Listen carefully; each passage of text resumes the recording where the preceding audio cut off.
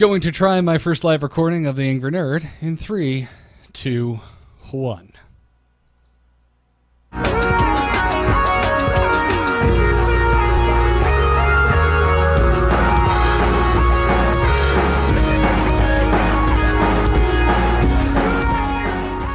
Well, howdy, and welcome back, everyone. This is the Angry Nerd with me, Garrett Weinzerl.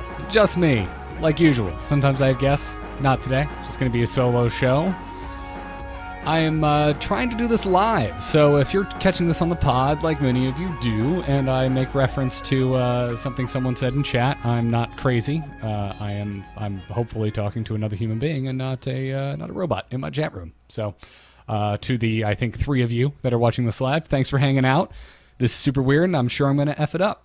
But whatever the case is, I also need to thank those of you supporting me over at patreon.com/angrynerd. Got a couple new patrons this week. It's not exactly the tidal wave of patrons that shows like Angry Chicken and Into the Nexus get, but there are some of you over there supporting this show. And this week I wanted to thank Christopher S. and Matt B. Thank you so much. And if you're out there, you're listening to the show, if you've listened to a couple past episodes and you like what I'm doing, you can support me at patreon.com/angrynerd. Now, to the topic of the day. I wanted to geek out today a little bit and also talk about my age. As some of you may be aware, because it has come up from time to time on other podcasts that I'm on, but not all that often. One of my big passions that I don't really get to talk about on podcasts that I do is music. And specifically, my long-time love of all things pop punk. I love me some pop punk.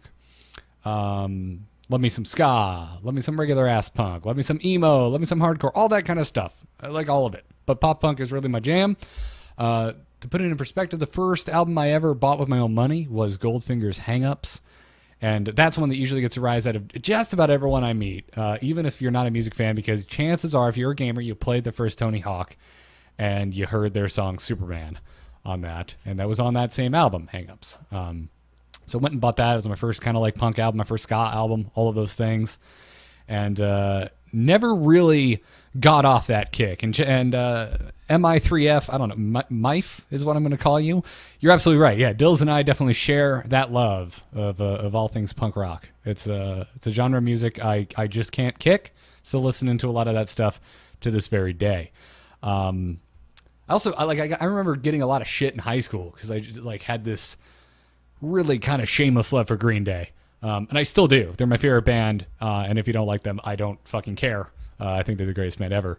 But I digress. My point today is I went to a lot of shows recently, and I wanted to talk a little bit about that because going to shows was a big thing for me as I grew up. And to this very day, I'm always keeping an eye on local venues to see who's stopping into town, which, by the way, is a total crapshoot because Florida is not a through state and no one ever fucking comes here. So when someone does show up that I actually know and like and give a shit about, usually Katie and I have tickets the very next day. And speaking of Katie, music was a very big part of how Katie and I met and started going out as well. It was a big part of our formative years as a couple. And her favorite band ever is New Found Glory. There is no other band on this earth that she would rather see. As a matter of fact, the day that I asked her out, those of you who know the inner workings of our relationship know that we dated once from high school to college, broke up for 4 years, and then got back together in what I call relationship 2.0, and now we're married. But the very first time I asked her out, this is relationship 1.0 in high school, we were both wearing New Found Glory shirts, and that's what I used to break the ice. So this band also has, they're special to me as well, but it's definitely Katie's favorite band. And they came around recently. It's their 20th anniversary of being a band this year, which makes me feel old. And to celebrate, they went out on a short U.S. tour called the 20 Years of Pop Punk Tour. And they specifically went out and they booked tiny venues, and they would pick 2 of their first 6 albums to play each night. I actually heard from a couple of you on Twitter when I was tweeting about this. Some of you guys out there went and saw them in your local venues, which is awesome. Now, if you're unfamiliar with the band, they're originally from Florida, so they always come here when they tour. They're not one of these bands that announces a tour, and we're having to like hope and pray that they're actually going to come to our penis of a state. We know, New Found Glory's touring, cool, they're coming to Florida. So they ended up coming to a venue in Orlando, and they played 3 nights in a row at that same place, and each night was a different 2 full albums. So over the course of 3 nights, they played all 6 albums that they were playing on this tour. They have more than 6 albums, but that just happened to be, I guess, what they were pulling from for this particular tour. So Katie and I, actually, along with my cousin Jake, who I know I've mentioned on the show before, dude's like a brother to me. We grew up, did like everything together. I have not gone to the concert with this kid in forever. I think the last time we went to a show was like in 07 or 08, and it was Warped Tour. And as a matter of fact, we saw New Found Glory there. Whatever the case is, the 3 of us went to the first show the first night, and if you're an NFG fan, they played their self-titled, which was the first album of theirs that I ever had, and Not Without a Fight, which is a more recent album. And it was awesome. The venue is called The Social. It's more of a bar than a venue. It is fucking tiny. It is so small. I'm thinking maybe 300 people can fit in there. I don't really know, but it's so just so freaking small. The stage barely comes up to my chest is how small this venue is. And I mean, it's just nothing. There's nothing there. If you've been to shows before, if you've been to even like a medium-sized show, you're probably used to there being a barricade between the crowd and the stage being high, and there being, a line of guards in between the barricade and the stage to catch crowd surfers so they don't get on stage. There's none of that shit. There's no barricade. There's no guards. Nothing. They have some security, obviously, if things get really rowdy, but they're nowhere near the stage. It's just crowd, stage. That's it. That's all there is. The stage also, by the way, is the smallest damn thing I have ever seen. And not to go too deep down my own little rabbit hole of being in bands when I was in high school, but we used to build our own fucking stages out of plywood when we would play shows in high school, because we would have to play in people's backyards. And those stages were bigger than this stage. It was absurd. But whatever the case was, it was a really good night. We left half deaf, completely soaked through in our own and everyone else's sweat. But the crowd wasn't too rowdy or anything. I really only had to contend with mild discomfort the next morning. But then I got dumb, everyone. We had only planned to go that one night. Orlando is a 2-hour drive one way from where we live. So we were not going to go back. We weren't going to go all 3 nights like some, crazy fan. But the morning of the 3rd show, I just got this hair up my ass and decided to go over to StubHub and check and see what prices were. And I noticed someone was selling 3 of their tickets for lower than the face value of the tickets we bought when they went on sale. These 3 shows in Florida had sold out within like 5 minutes. It was like fucking BlizzCon. So I could get 3 for cheaper than 2 and cheaper than we paid for the 2 tickets for Katie and I. So I was like, all right, why not? Katie would probably love to see her favorite band 2 nights in the same week. So pinged her while she was at work, and we're like, okay, cool, let's go. She's really excited. I'm honestly pretty excited too. So we decided to go. Plus, they were playing their first album and Catalyst, which was a huge fucking album when we were in high school. So we went back to see them that night. I had convinced myself I was not going to get in the pit because I was already feeling a little off from the first night. But Katie just ran in there because she is far more hardcore than I will ever be. And damn it if I was going to just sit at the bar while my wife held her own in the pit. So I went down and joined her despite knowing it was probably a terrible fucking idea. Did I mention that this was a 3-show stint and this was the last night? I mean, the first night was relatively tame. Crowd surfing and moshing did not happen really until the final song of the night. Well, I mean, this was the final night, and NFG was playing their first album, and it got really, really rowdy. I don't know what it is, everyone. I don't know what it is about lyrics like "Your voice is like an angel guiding over every move I make," but that makes large tattooed dudes lose their fucking shit. Holy crap. The venue just went off. It was insane. And I was digging it for a while. It was fine. It was fun. We're all jumping up, down. You kind of just go with the flow of the crowd. But then there's this subject I would like to tackle about height in relation to the crowd around you. I am relatively tall. Not as tall as Kyle. If you've met us both at BlizzCon, you realize that he kind of dwarfs me. But I'm just a hair over 6 foot tall. Usually, that's convenient. Cupboards over the fridge? No problem. Hanging Christmas lights? I got that shit. But at this concert, I was the tallest person by what seemed like about a foot within a radius around me. And that's not good. That makes things real shitty when crowd surfing happens. Crowd surfers, they skim along the top of the crowd. And if you're the tallest person in the crowd by a decent amount, your head is basically a stick in the ground waiting to be snapped by someone running by. And throughout the course of the evening, I had 2 full-grown human males thrown against the back of my neck. The first one pinned my head against the back of Katie, and it hurt like a mother, but Katie's body basically kind of stopped my neck from overextending too far. The second one, though, weighed twice as much as the first, or at least it fucking felt like it.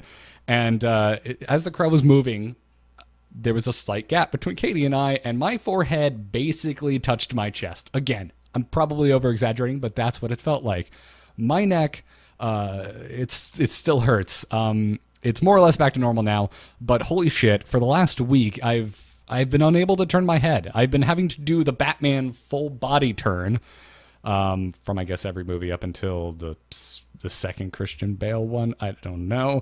To look at anything happening to the side of me. It's been it's been awful. I've not been able to turn my head. And on top of that, I got mad sick. If you listened into the Nexus last week, you probably noticed that I and Kyle were not feeling particularly hot. But I've been, it was bad. Went to the doctor, mostly because I started coughing stuff up. And he's like, oh, look at you. You got another throat infection. What'd you do now? Because he just assumes now that I've traveled or something whenever I get an infection. And I'm like, yeah, I went to 2 concerts in the same night. And yeah, so whatever the case is, not good. Not good. So, getting this shit knocked out of me at a concert is nothing new. I hit my full height in high school. I got knocked around a lot going to shows during high school and college, and even in recent years, and was able to get up the next day, go to work, go to school, whatever it is. But apparently I have crested that hill, everybody. I officially feel old because I was fucking useless last week. I felt so awful, and I am still getting over it. And I know I have joked a lot about hitting 30, specifically on this show, since January, since I had my birthday. And many of you have written in to tell me to shut up because there's always someone older than you who want to, they're going to give you crap about how old or how young you actually are. But this is the first real time I've noticed something that is now hard because of my age. So I love the pit. I do not want to stop going in, but last week just sucked. It was not smart. I probably should have just hung out by the bar, enjoyed a beer, watched from afar because it wasn't that big of a fucking distance because the venue was tiny. I could definitely hear and see everything going on just fine. But I hope you all enjoyed that walk down an age-concerned lane because I had a good time. But, oh boy, my recovery time has been just awful. Just fucking awful. So I wanted to share that story. Also, don't let it deter you. If you're even remotely interested in New Found Glory, they put on a hell of a show. Go and see them if you have the chance. I believe they're touring in Europe right now. I think they took that tour overseas. But, always just freaking loved it. I'm loving the chat room right now. Professor B says being tall makes you a target.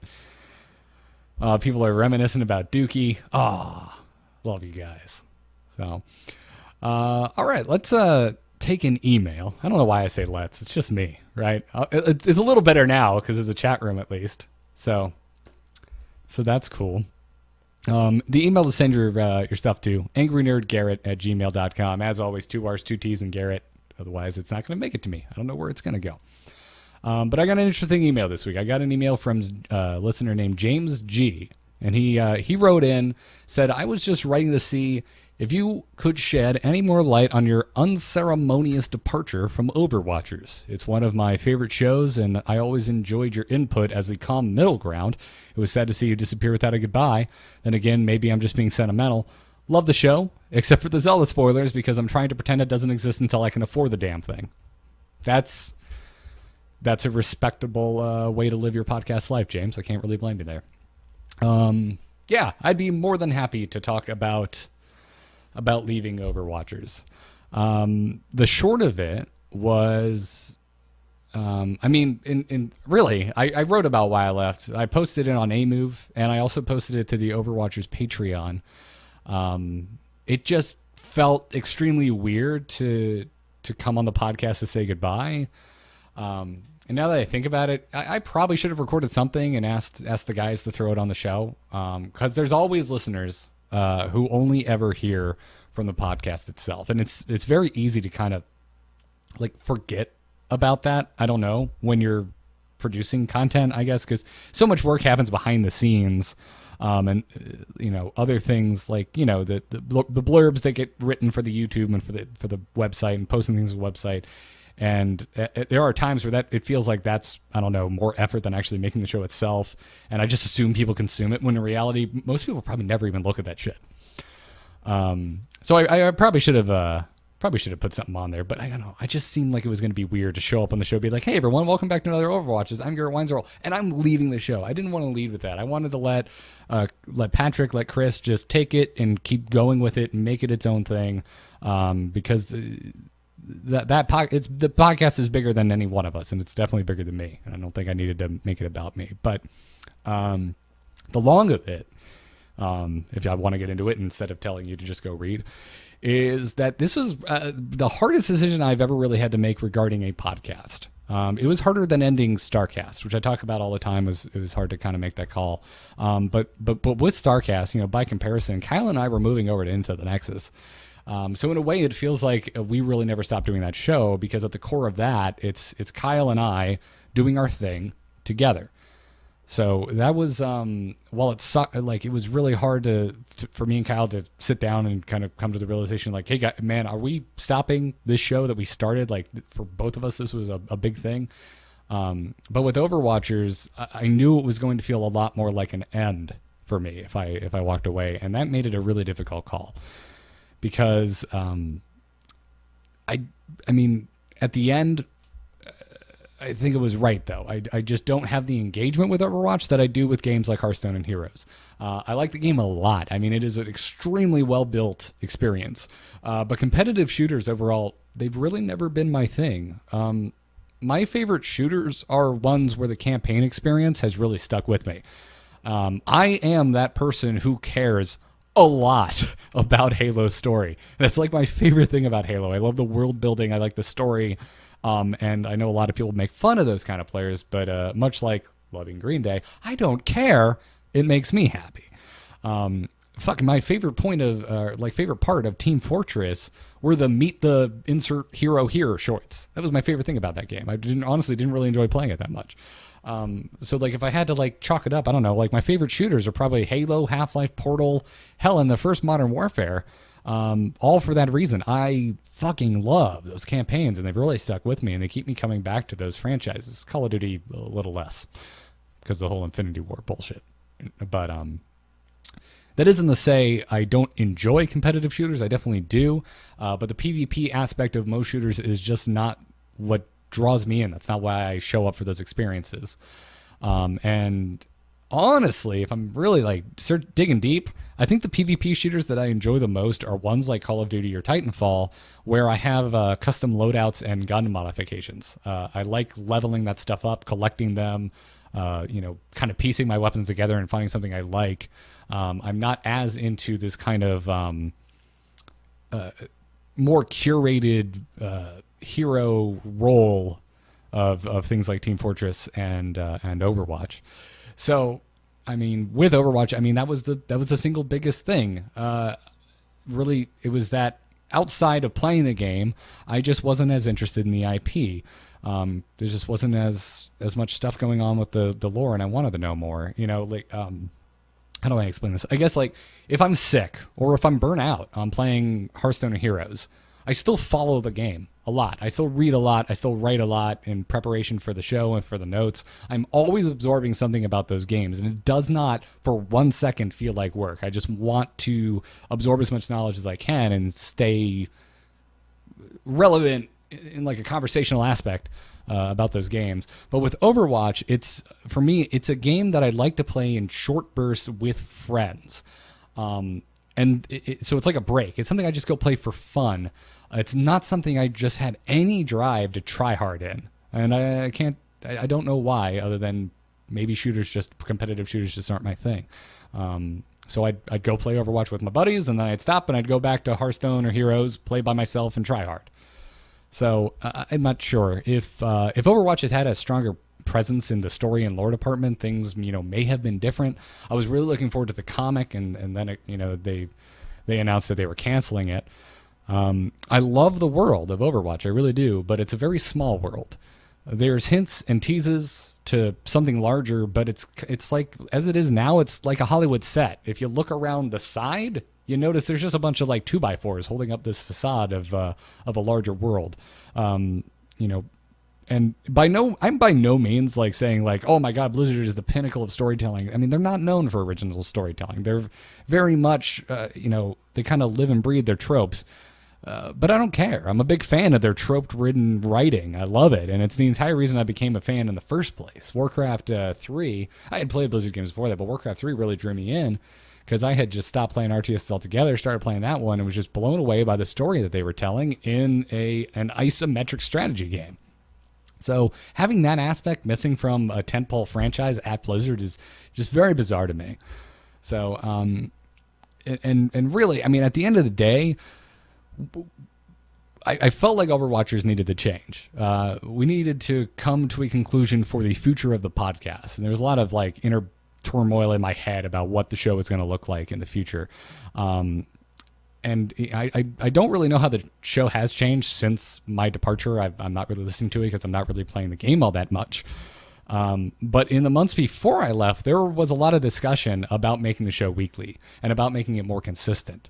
And all the while in the back of my head was this inner struggle of either like double down, do it weekly, make it more consistent, really build this up into something big, or just don't do it at all.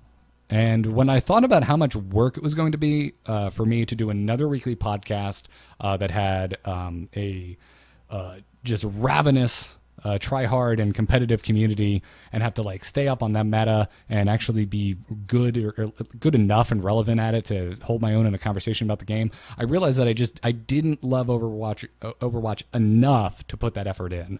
So, I mean, in the grand scheme of things, it's the dumbest decision I probably ever made. It's a terrible business decision for sure. Overwatch is huge. The download numbers for the show, even though it was like every other week, were great.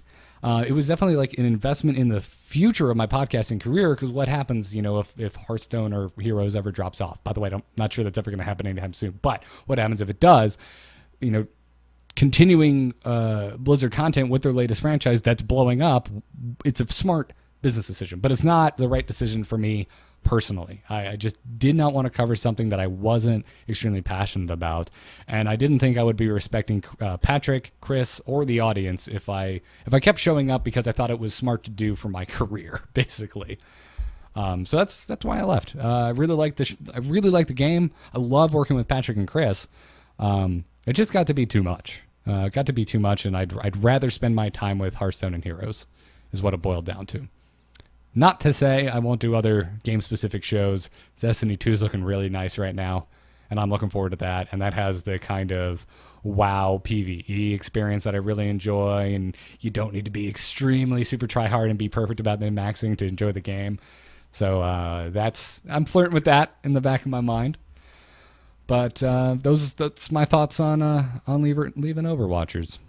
So hopefully that... I don't know. Hopefully that answered your question. And I think that's going to more or less bring us to the end of this recording of The Angry Nerd. Unless anyone in the chat room's got a question or two, I'd be more than happy to do a Q&A here at the end. But stream delay is a thing, and talking to fill time by yourself is a lot harder. I'm also trying to read chat while you're doing like a solo show and not have a lull in the conversation. It's tough.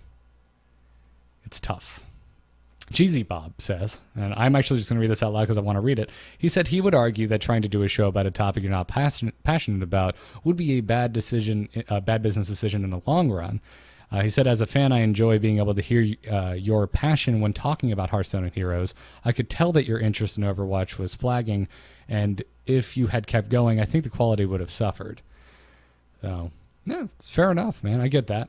I totally get that.